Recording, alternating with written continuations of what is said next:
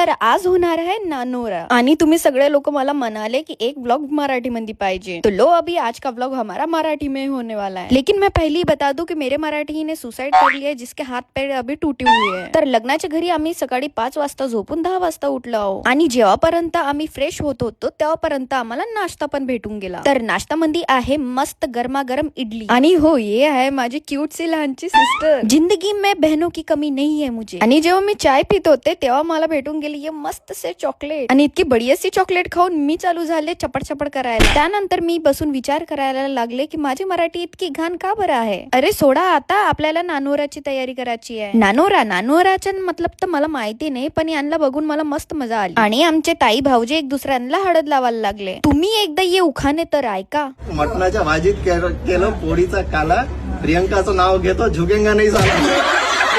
नाही भाऊजी, झुकना तो पडेगा। ते याच्यासाठी काऊन की पोरींपासून कोणी जिंकू नाही शकत। आम्ही पोरगी म्हणजे कलेश, कलेश म्हणजे पोरगी। अगं सोडून दे ग माझ्या बिचारे जिजूनला। त्यानंतर थोडेसे रोकड्याची गोष्ट झाल्यानंतर आम्ही होऊन जातो फ्रेश आणि रेडी। त्यानंतर ताईच्या आईला आज मी रेडी करत होते। तुम्हाला म्हणाले ना मी मेकअप आर्टिस्टचे काम कधी खतमच नाही होत। आणि हो, मी कशी दिसत आहे तुम्ही कमेंट मध्ये नक्की सांगा। ज्यांनी मला मस्त मस्त कमेंट केले त्यांना माझ्याकडून भजी। हाय, इतकी सुंदर का बरं आहे मी। आणि जेव्हा मी फायनली रेडी होऊन आले तेव्हा माझे फॅमिली मेंबर पण येऊन गेले। ओ मेरी प्यारी बहना, हमें 2-4 चॉकलेट दे देना। माहिती नाही, आजकाल मी चॉकलेटच करत राहते। त्यानंतर सगळे जण चालायला लागले जेवण करायला। अरे कोणी ना माझ्या मम्मुडीला बघितलं का। आता इथं माझं जेवण झालेलंच होतं की तिथं मी गप्पा मारायला बसले। इथं चर्चा चालू होती आमच्या रोकड्याची। बराबर का हिस्सा मिलना चाहिए सबको। क्या करूं मैं अपने जबान का, लोग मुझे देख के हंसते थे। असेच गप्पे मी दरवेळेला मारत राहते आणि त्यामुळेच मला कधी कधी असं वाटते की कोणी मला ना मारून दे। माराची गोष्ट सोडा, इथं साडी भेटलेली आहे मला। आणि सगळं झाल्यानंतर आम्ही मिळून सगळं घरी जायला लागले। तर मी सगळ्यात आधी घरी गेले, पॅकिंग केली आणि त्यानंतर आम्ही जात आहोत मामाच्या घरी। आणि भाऊ, इथं